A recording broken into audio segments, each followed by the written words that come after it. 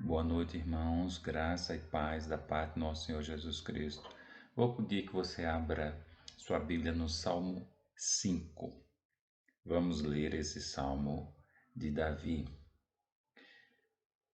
Nós vamos ler na versão mais literal.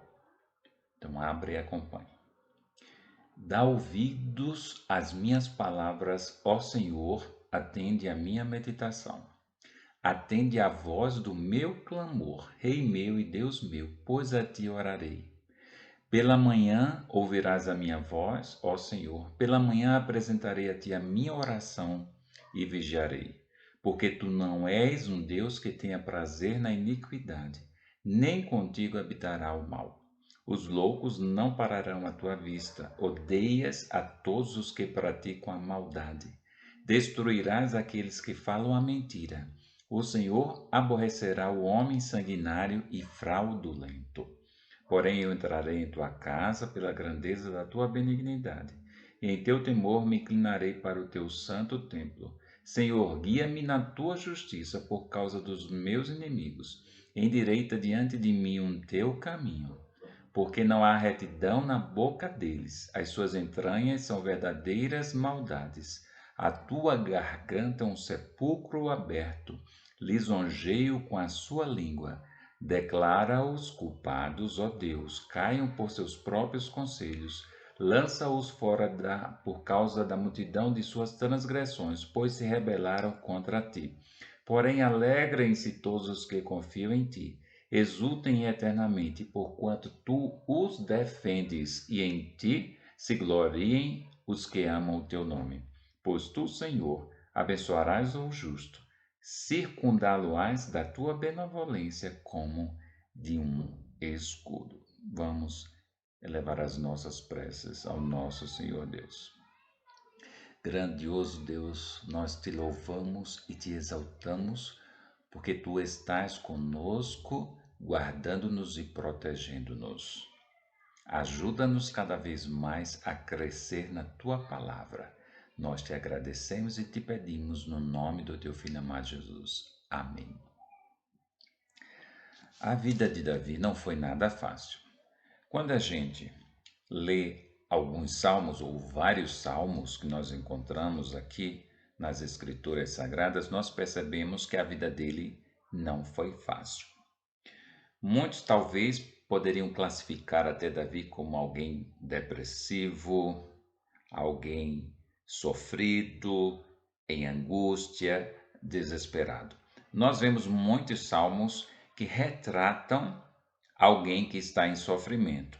Nós vamos ver, por exemplo, no salmo que nós lemos, no primeiro versículo, nós vamos encontrar já uma dica acerca disso. Ele diz: Dá ouvido, Senhor, às minhas palavras e acode ao meu gemido. Davi gemia.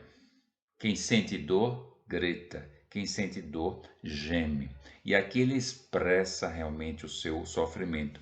No capítulo 22, também nós vemos tal semelhança. Ele nos diz: Deus meu, por que me desamparaste? Por que se acham longe de minha salvação as palavras de meu bramido? No versículo 14 ele diz: Derramei-me como água e todos os meus ossos se desconjuntaram. Meu coração fez-se como cera, derreteu-se dentro de mim. Secou-se o meu vigor como um caco de barro, e a língua se me apega ao céu da boca. Assim me deitas no pó da morte. É claro que nós sabemos que essas palavras se encaixaram perfeitamente no sofrimento do Messias, no sofrimento do nosso Senhor Jesus Cristo. Mas quando o autor ele escreveu o salmo, ele pensava nele mesmo, pensava no seu sofrimento, na sua angústia. Mas como o Espírito Santo estava orientando, as palavras que ele disse realmente se encaixaram perfeitamente à pessoa de Jesus Cristo, e isto no Novo Testamento nós vamos ver esta referência do sofrimento de Cristo ao Salmo de Davi que ele escreveu aqui, o Salmo 122, particularmente no versículo 1, quando diz: Deus meu, por que me desamparaste? São as palavras também do nosso Senhor Jesus. No capítulo 69, também nós vamos encontrar Davi dizendo o seguinte: Salva-me, ó Deus, porque as águas me sobem até a alma. Estou atolado em profundo lamaçal que não dá pé. Estou nas profundezas das águas. Perceba a profundidade do sofrimento de Davi. Como realmente ele conseguiu transmitir a sua angústia, o seu desespero. Ele retrata verdadeiramente o sofrimento do homem. Talvez até por isso que muitas pessoas gostam dos Salmos, porque se identificam com o sofrimento de Davi. No capítulo 88, nós vamos ver, são apenas alguns salmos que nós estamos nos referindo, mas nós temos outros. No capítulo 88, o versículo 4, nós vemos o seguinte: Sou contado com os que baixam a cova, sou como um homem sem força. Os meus olhos desfalecem de aflição, dia após dia, venho clamando a ti, Senhor, e te levanto as minhas mãos.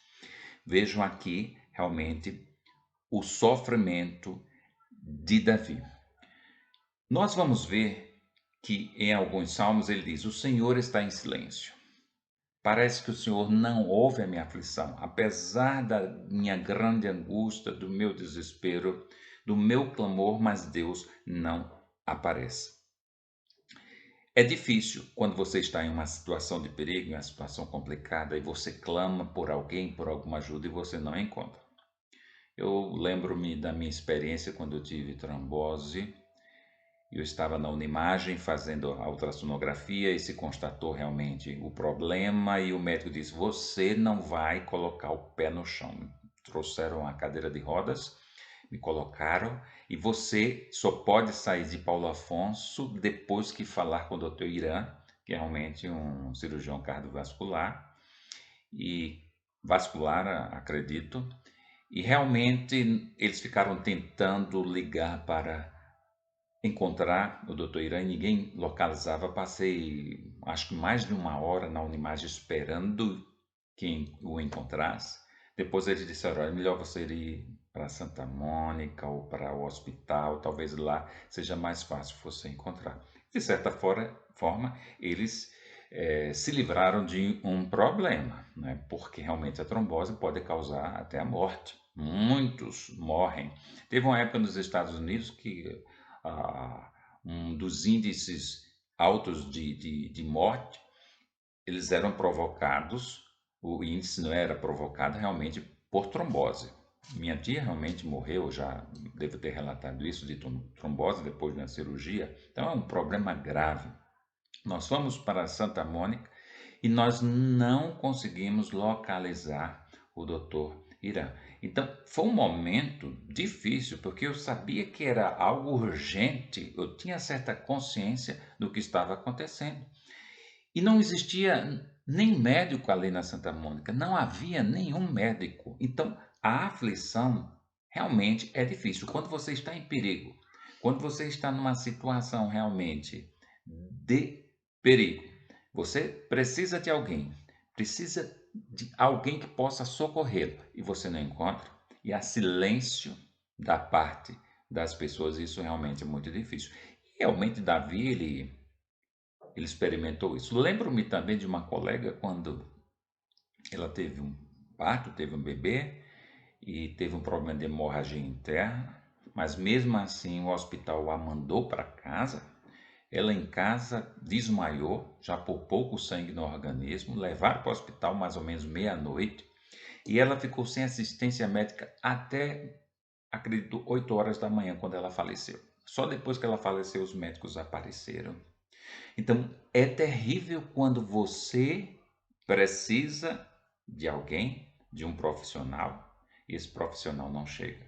Esse profissional não ouve o seu clamor. E Davi aqui ele está retratando esta situação. Deus está em silêncio.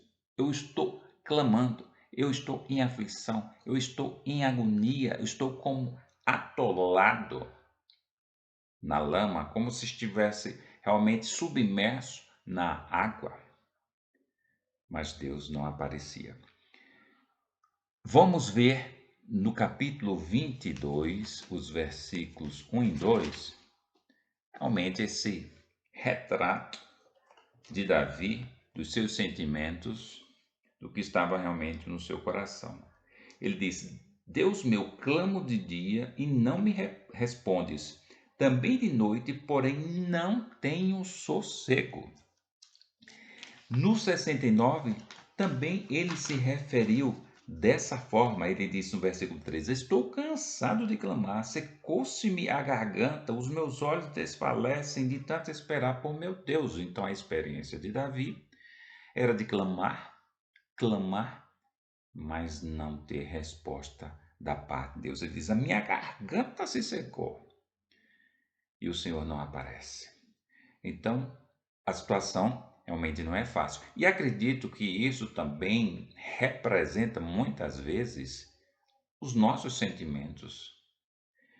Isso representa o que ocorre nas nossas vidas. Talvez você, com certeza, muitas vezes já clamou a Deus e a sensação que você teve é que Deus não ouviu a sua voz, não ouviu a sua agonia, não ouviu realmente o seu clamor. No capítulo 13, também voltando um pouco, nós vamos ver, então são vários salmos que falam dos sentimentos de Davi. Até quando, Senhor, esquecer-te-ás de mim para sempre? Até quando ocultarás de mim o rosto? Até quando estarei eu relutando dentro de minha alma, com tristeza no coração cada dia? Até quando se erguerá contra mim o meu inimigo? Então, realmente, a experiência de Davi era de sofrimento. Muitos pensarão em um personagem depressivo, em um personagem angustiado, em um personagem infeliz por conta das suas provações. Mas ele não é diferente de nós. Eu sempre digo, olha, nós temos uma luta hoje, nós já temos que estar aguardando a próxima. Às vezes a próxima é até pior. Ninguém é diferente de Davi. E como eu disse, nós nos identificamos muito com os salmos por conta dos sentimentos de Davi. Davi foi muito aberto. Ele foi muito sincero acerca dos seus sentimentos. Alguém disse que o silêncio de Deus não significa a ausência de Deus. E é uma coisa que nós precisamos entender. Gostei muito dessa frase quando eu a vi. O silêncio de Deus não significa a ausência de Deus. Muitas vezes é difícil a gente acreditar nisso e viver esta realidade. Mas precisamos saber que apesar de Deus aparentemente não nos falar, Ele está com o controle de todas as coisas. É preciso nós crermos, é preciso nós termos fé. Saiba de uma coisa, Deus não pactua com a iniquidade. Ele não faz acordo com a iniquidade. Nós vimos no capítulo 5, que nós lemos no início, que realmente ele nos disse isso no versículo 4 do Salmo 5.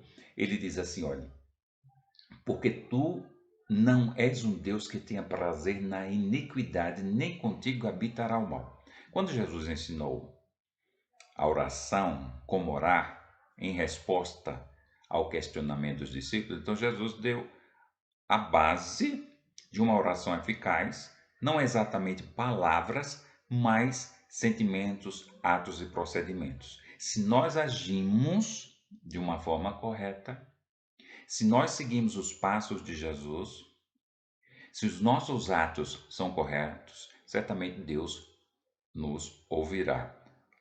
No final, ele dedicou inclusive a questão do perdão, quando ele foi claramente,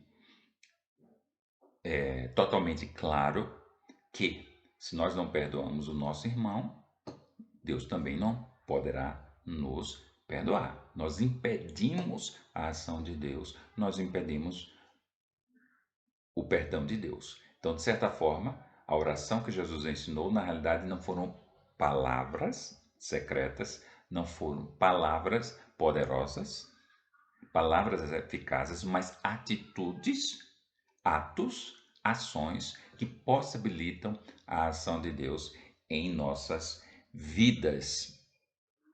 Deus realmente ele não está sem poder. Isaías diz, as suas mãos não estão encolhidas, para que ele possa agir em nosso favor. No capítulo 59 de Isaías, versículo 1, ele diz, eis que a mão do Senhor não está encolhida para que não possa salvar, nem surdo o seu ouvido para que não possa ouvir, e nós acrescentaríamos, e nem cego para que não pudesse nos enxergar. Então Deus vê todas as nossas situações, Deus ouve o nosso clamor e as suas mãos são poderosas, e o fato de aparentemente Deus estar distante nos céus, ele é poderoso suficientemente para encurtar as distâncias, para destruir, eliminar qualquer limitação. Deus realmente tem todo o poder. Precisamos realmente crer que ele não está parado, ausente das nossas vidas, ele não está inerte, sem realmente agir. De fato, precisamos acreditar na ação de Deus a nosso favor. É interessante que quando nós vamos para esses salmos que nós lemos, quando o próprio Davi ele clama a Deus e mostra a sua agonia, no final sempre ele vai dizer que Deus é a sua esperança, que ele confia em Deus. O salmo é um retrato do sentimento daquilo que ele sofreu, mas também da sua esperança e da sua fé em Deus. Ele retratou em poesia as experiências que ele teve com Deus, os seus momentos difíceis, mas também a sua fé. Se nós lermos apenas os inícios, né, dos salmos, nós vamos pensar em um Davi depressivo, triste e derrotado. Mas se nós lermos todos os salmos até o fim, nós vamos verificar que a experiência de Davi foi de vitória. A experiência de Davi foi de que Deus realmente ouviu a sua oração. Pode ter demorado, pode ter realmente ter tido uma aparência de que Deus estava longe e que não o ouviu. Mas no final, ele realmente traz uma boa notícia. Deus não está longe de nós. Deus não é surdo nem cego, mas ele realmente está atento às nossas necessidades. Você precisa crer verdadeiramente. Por mais que Deus esteja longe ou aparentemente longe, ele está olhando para você. Se você é um homem justo que não ama a iniquidade, que procura seguir os passos deixados por Jesus, não há dúvidas.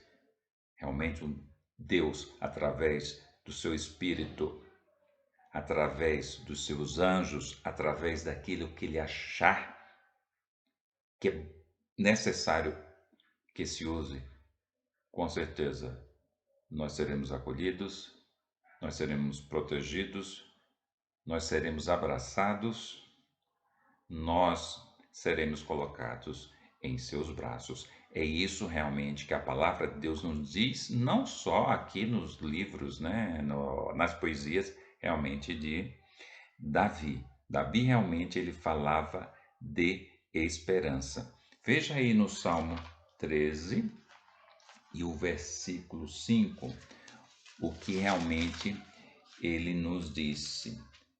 No tocante a mim, confio na tua graça, regozije-se, alegre-se o meu coração na tua salvação.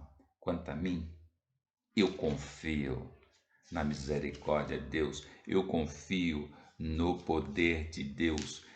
No capítulo também 9 e o versículo 18, nós vamos ver o mesmo pois o necessitado não será para sempre esquecido, e a esperança dos aflitos não se há de frustrar perpetuamente.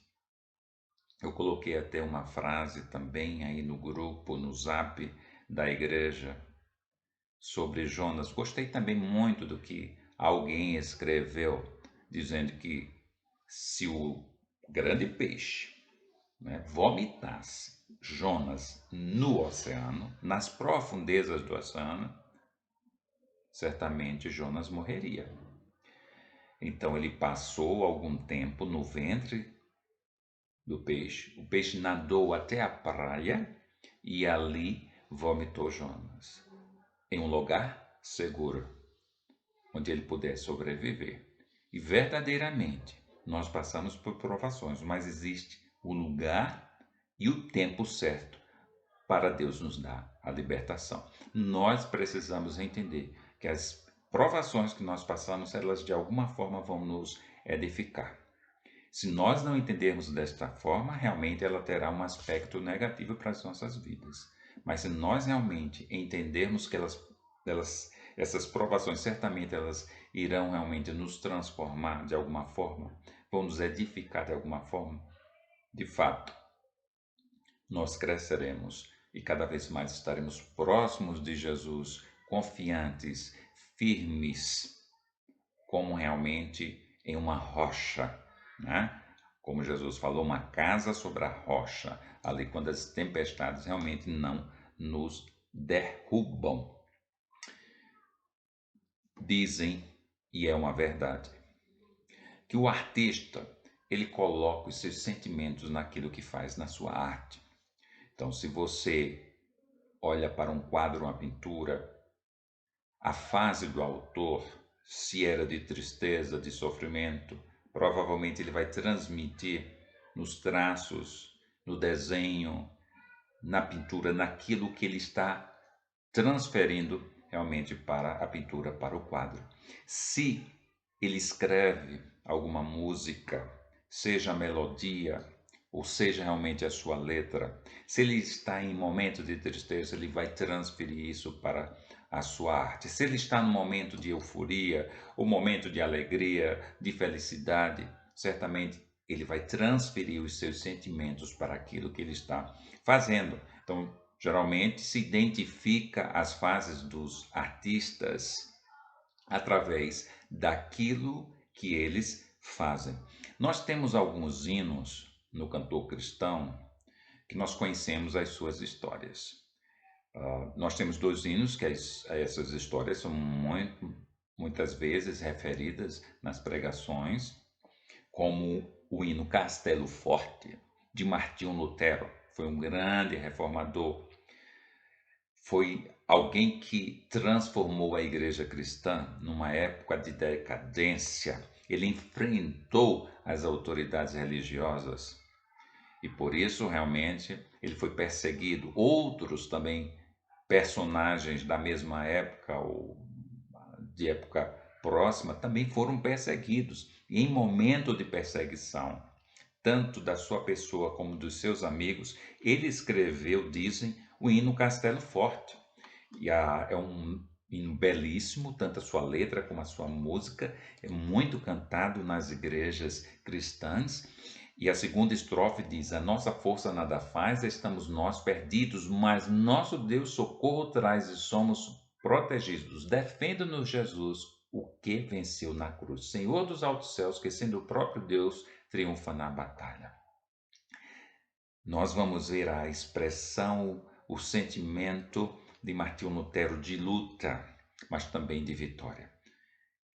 Isso retratou o momento que ele estava passando, muito difícil, mas um momento de convicção daquilo que ele estava pregando, uma palavra verdadeira, genuína. Nós temos o outro hino muito conhecido, muito cantado, belíssimo também, que é Sou Feliz. Dizem que o autor, quando ele escreveu, ele estava em meio a uma crise financeira. E suas filhas, acredito que eram filhas, 4, elas morreram num choque entre navios no Oceano Atlântico. E diz que quando ele estava passando numa viagem no local, certamente lembrou da situação. Não é fácil para um pai perder um filho, quanto mais 4.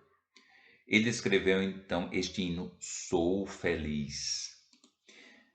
Diz: se paz a mais doce me deres gozar, se dor a mais forte sofrer, ou seja, o que for, tu me fazes saber que feliz com Jesus sempre sou. Que dor este homem teve ao perder realmente as suas filhas. Que dor, em meio a uma crise também financeira. Mas isso o inspirou a escrever este hino tão belo, quando ele disse: ainda que a dor seja muito forte, tu me fazes saber que eu sou feliz com Jesus, sempre serei feliz com Jesus. As poesias mais belas são escritas nos momentos mais difíceis. As pessoas ficam mais sensíveis, mais reflexivas. É preciso que realmente esses momentos de dificuldade em nossas vidas, que eles sejam transformados em poesia, que nós possamos sentir a paz de Cristo, que realmente a palavra de Deus nos inspire a viver realmente o Evangelho, a crer na vida eterna, a crer verdadeiramente na salvação. Muitas pessoas estão sem esperança. Muitas pessoas não têm a quem recorrer. Diante das dúvidas da vida, médicos não respondem, matemáticos não respondem, professores não respondem, políticos não respondem. Só Deus pode responder através da sua palavra. Aqueles que não confiam na palavra de Deus certamente estão clamando, suplicando e sentindo como se ninguém ouvisse, como se não pudesse jamais ter uma resposta. Aquele que crê em Deus, aquele que crê na sua palavra é privilegiado, porque tem plena convicção de que encontra as suas respostas na palavra de Deus, que Deus está próximo, Deus está no controle de todas as coisas. Deus realmente é todo-poderoso e não abandona os seus filhos. Que maravilha a gente ter essa convicção e ter essa certeza. Que paz realmente, né, nós podemos ter a partir daí. Não perca a esperança. Tudo está debaixo do poder e do controle de Deus. Que Deus abençoe você. Que você cada vez mais sinta a presença de Deus. Seja como Davi, no momento da aflição, da agonia, grite. Geme, pode gemer. Gema, pode gemer, não tem problema. Mas que no final do dia você possa dizer: Deus é a minha esperança. Ele não está longe. Ele realmente é o minha segurança, meu porto seguro. Que Deus realmente abençoe a sua vida.